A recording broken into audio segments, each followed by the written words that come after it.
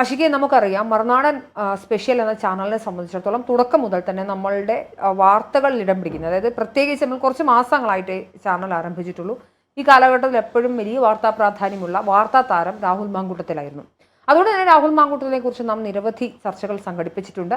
അതിലേറ്റവും പ്രധാനമായി വന്നത് സ്ത്രീകൾക്ക് നേരെയുള്ള ലൈംഗിക അതിക്രമങ്ങൾ എന്ന തരത്തിൽ രാഹുലിന്റെ പേര് പറയാതെ രാഹുലിനെ അധിക്ഷേപിക്കുന്ന ഒരു സമയത്ത് പൂർണ്ണമായും അർത്ഥത്തിൽ രാഹുൽ മാങ്കൂട്ടത്തിനൊപ്പം നിൽക്കുകയും പരാതി വരട്ടെ, അല്ലെങ്കിൽ രാഹുലിനെ ഇങ്ങനെ അപമാനിക്കുന്നത് ശരിയല്ല എന്ന് പറയുകയും, കാരണം നമുക്ക് രാഹുലിനോട് ആ ഒരു എന്താ പറയുക സ്നേഹവും ഒരു രാഷ്ട്രീയ നേതാവിൻ്റെയോടുള്ള ഒരു അടുപ്പവും അദ്ദേഹത്തിൻ്റെ വീക്ഷണങ്ങളിൽ അദ്ദേഹത്തിൻ്റെ സംസാരത്തിൽ ഭാഷാശുദ്ധിയോടുള്ള ഒരു റെസ്പെക്റ്റും ഒക്കെ ഉണ്ടായിരുന്നു.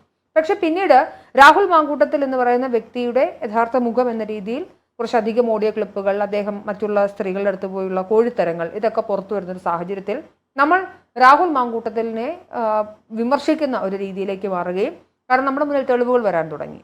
അത് ശാസ്ത്രീയമാണോ ഉള്ളതാണോ എന്നൊന്നും അറിയുന്നതിന് മുൻപ് തന്നെ ഞാനൊരു സ്ത്രീയാണ്, സ്വാഭാവികമായിട്ടും എൻ്റെ മുന്നിലേക്ക് ഒരു സ്ത്രീ അവരുടെ വിഷമങ്ങൾ പറയുമ്പോൾ അവരുടെ പക്ഷത്ത് നിന്ന് ചിന്തിക്കാനാണ് ഞാൻ എപ്പോഴും ശ്രദ്ധിക്കുക. അത് പല സമയങ്ങളിലും അങ്ങനെയല്ല, ബയാസ്ഡ് അല്ല, എന്നാൽ പോലും രാഹുൽ ഇങ്ങനെ ഒരു കോഴിത്തരമുള്ള ഒരാളാണെന്ന് വ്യക്തമാക്കുന്ന കുറേയധികം കാര്യങ്ങൾ മുന്നിലേക്ക് വരുന്നു.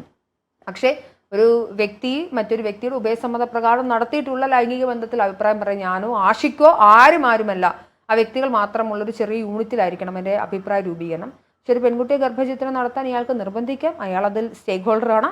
പക്ഷേ ആഫ്റ്റർ ഓൾ അത് ആ പെൺകുട്ടിയുടെ മാത്രം ഇഷ്ടത്തിനാണ് ഗർഭചിത്രം വേണോ വേണ്ടയോ എന്നുള്ള കഥകളൊക്കെ നമ്മൾ സംസാരിച്ചതാണ്. അങ്ങനെ രാഹുൽ മാങ്കൂട്ടത്തിലിനെ KPCC തടയുന്നു, കോൺഗ്രസ് തടയുന്നു, ശേഷം പ്രാഥമിക അംഗത്വത്തിൽ നിന്ന് പുറത്താക്കുന്നു.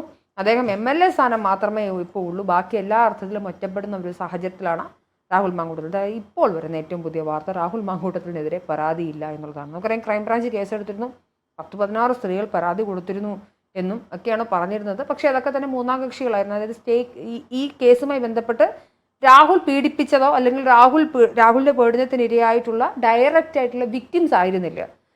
രാഹുലിനെ കുറിച്ച് കേട്ടറിഞ്ഞതും പറഞ്ഞറിഞ്ഞതുമായ കുറേ കഥകളുടെ അടിസ്ഥാനത്തിൽ എടുത്തിട്ടുണ്ടായിരുന്ന കേസുകളാണ്. പക്ഷേ ഇപ്പോൾ വരുന്നത് ഈ രാഹുലിൻ്റെ വിഷയവുമായി ബന്ധപ്പെട്ട് വന്നിട്ടുണ്ടായിരുന്ന ട്രാൻസ്ജെൻഡർ ആക്ടിവിസ്റ്റ് ആയിട്ടുള്ള ഒരു സ്ത്രീയുണ്ട്, അതുപോലെ മറ്റു നടിയുണ്ട്. ഇവർക്ക് ആർക്കും ഇപ്പോൾ രാഹുലിനെതിരെ പരാതിയില്ല. പക്ഷേ അങ്ങനെ നമ്മൾ വിചാരിച്ച പോലെ അല്ല കാര്യങ്ങൾ മുന്നോട്ട് പോയത്. ക്രൈംബ്രാഞ്ച് വന്നു, പിണറായി സർക്കാർ ഈ വിഷയം ഏറ്റെടുത്തതോടുകൂടി രാഹുലിന് ക്ലീൻ ചിറ്റ് കിട്ടുന്ന ഒരു അവസ്ഥയിലേക്കാണ് കാര്യങ്ങൾ പോകുന്നത്. അപ്പോൾ ഇത്രയും പണത്തിൻ്റെയൊക്കെ ഒരു ആവശ്യം ഉണ്ടായിരുന്നെന്ന് തോന്നുന്നുണ്ടോ? അതായത് മീഡിയയ്ക്ക് മുമ്പിൽ വന്ന് പരാതി പറയാൻ അല്ലെങ്കിൽ പാർട്ടിക്ക് പരാതി കൊടുക്കാൻ എല്ലാവരും മുന്നിട്ടിറങ്ങുന്ന ഒരു സാഹചര്യമായിരുന്നു ഒന്ന് കണ്ടത്. രാഹുലിനെ വേട്ടയാടാൻ അല്ലെങ്കിൽ മാധ്യമങ്ങളിലൂടെ വന്ന് രാഹുലിനെതിരെ സംസാരിക്കാൻ നിരവധി പേരാണ് രംഗത്തെത്തിയത്. അതായത് പേര് പറയാതെ, മുഖം വെളിപ്പെടുത്താതെ അവിടുന്ന് ഇവിടുന്നുള്ള വോയിസ് ക്ലിപ്പുകളും വാട്സപ്പ് ചാറ്റുകളും പ്രദർശിപ്പിക്കാനും സോഷ്യൽ മീഡിയയിലൂടെ രാഹുലിനെതിരെ ക്യാമ്പയിൻ ചെയ്യാനും നിരവധി പേരാണ് ശ്രമിച്ചതെന്ന്. ഇത് മുഖ്യമന്ത്രി പിണറായി വിജയൻ വാർത്താസമ്മേളനം നടത്തിയാണ് ഇതിനെതിരെ അന്വേഷണം ഉണ്ടാവുമെന്നൊക്കെ പ്രഖ്യാപിക്കുന്നത്. പോലീസ് അന്വേഷണം തുടങ്ങിയതോടെ പിന്നെ പരാതിക്കാർ ആരുമില്ല. KPCC കിട്ടിയ 16 പരാതിക്കാരും അവർക്ക് പോലീസിനോട് പരാതിപ്പെടാൻ താല്പര്യമില്ല. എല്ലാവരും പാർട്ടിക്ക് പരാതി കൊടുക്കാൻ ഒരുപാട് പേരുണ്ടായിരുന്നു. കാരണം പാർട്ടിയിൽ നിന്ന് രാഹുലിനെ തഴയണം, അല്ലെങ്കിൽ പാർട്ടിയിൽ നിന്ന് പുറത്താക്കണം, MLA സ്ഥാനം രാജിവെപ്പിക്കണം, ഇത് മാത്രമായിരുന്നു അജണ്ട. രാഹുലിന്റെ പാർട്ടിക്കാർ തന്നെയാണ് കൂടി കുത്തിയത്. കാരണം പാർട്ടിയിൽ നിന്നാണ് ഒരുപാട്, മഹിളാ കോൺഗ്രസിൽ നിന്നൊക്കെയാണ് ഒരുപാട് പരാതികൾ വന്നത്. അത് ഒരുപക്ഷെ രാഹുലിന്റെ ആ ഒരു പഞ്ചാരത്തരം അവിടെയെല്ലാം പ്രകടമായതുകൊണ്ടായിരിക്കാം. എല്ലാവരോടും നമ്മൾ ചാറ്റ് ചെയ്യുന്ന ചാറ്റ് സ്ക്രീൻഷോട്ടുകളെല്ലാം കണ്ടു. അതിനി മാനിപ്പുലേറ്റഡ് ആണോ എന്നൊന്നും അറിയില്ല. പക്ഷേ പുറത്തു വന്ന സ്ക്രീൻഷോട്ടുകൾ പരിശോധിക്കുമ്പോൾ അങ്ങനെ മാനിപ്പുലേറ്റ് ചെയ്തതല്ല. കാരണം രാഹുൽ ഇതുവരെ നിഷേധിച്ചിട്ടൊന്നുമില്ല. ഒരു സ്ക്രീൻഷോട്ടോ അല്ലെങ്കിൽ ഒരു വോയിസ് ക്ലിപ്പോ രാഹുൽ പരസ്യമായി വന്ന് നിഷേധിക്കുന്ന ഒരു സാഹചര്യം ഉണ്ടായിട്ടില്ല. അതുകൊണ്ട് തന്നെ അതെല്ലാം ഉള്ളതാണെന്ന് തന്നെ നമുക്ക് വിശ്വസിക്കാം. പക്ഷേ ഇവരൊന്നും പോലീസിന് മുമ്പാകെ പരാതിപ്പെടാൻ വന്നിട്ടില്ല. കാരണം പോലീസിന് മുന്നിൽ പരാതിപ്പെട്ട് കഴിഞ്ഞാൽ അത് ഗൗരവമായ ഒരു വിഷയമായി മാറും. പിന്നെ അതിന് കോടതിയായി, കേസായി, അങ്ങനെ ഒരുപാട് പ്രൊസീജിയേഴ്സ് ഉണ്ട്.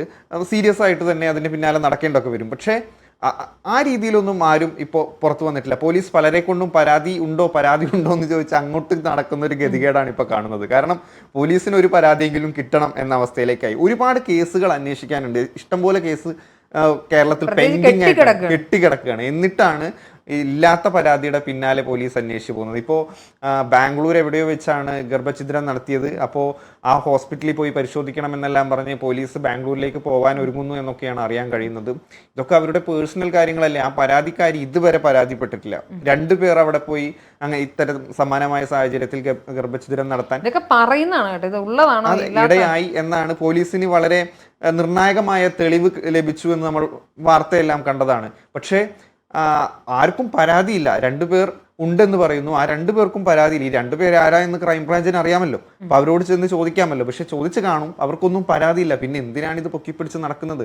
സാധാരണ ഇത്തരം കേസുകളെല്ലാം മുന്നിലോട്ട് വന്നാൽ, ഇത് മുഖ്യമന്ത്രി നേരിട്ട് പറഞ്ഞത് കൊണ്ടായിരിക്കാം ഇവർ എത്ര സീരിയസ് ആയിട്ട് ഇതിന് പിന്നാലെ നടക്കുന്നത്. കാരണം ഇങ്ങനെയുള്ള കേസുകളെല്ലാം പോലീസ് സ്റ്റേഷനിൽ വന്നു കഴിഞ്ഞാൽ, ഇതിൽ കഴമ്പില്ല എന്നറിഞ്ഞു കഴിഞ്ഞാൽ, അല്ലെങ്കിൽ പരാതിയില്ല എന്നറിഞ്ഞു കഴിഞ്ഞാൽ അത് തള്ളാറാണ്. പിന്നെ അതിന് പിന്നാലെ പോയില്ല. കാരണം ഒരുപാട് പരാതികളായി ലഭിച്ചത് ഇതിലും ഗൗരവമുള്ള കാര്യങ്ങൾ ഇവിടെ കിടക്കുമ്പോൾ പിന്നെ പരാതി ഇല്ലാത്തതിന്റെ പിന്നാലെ പോയി സമയം കളയേണ്ട കാര്യമില്ലായി.